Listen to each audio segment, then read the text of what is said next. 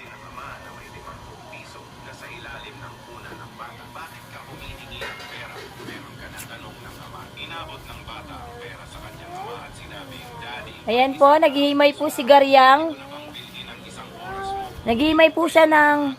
Anong tawag dyan? Ngayong makasama, moral lesson. Ang Anong tawag dyan? kasama ang mga mahal mo Ga- ay walang dahon ng gabi. trabaho para sa kanila. Gagawing laing, no? Laing.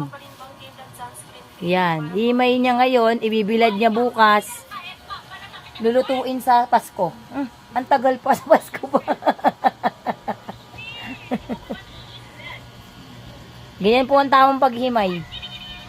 Nagkakape habang naghihimay. Ito po yung pagkain ng mahirap. Pagkain daw po ng mahirap. Nagawan pa po namin ng mga kambing. Baboy. Baboy ba?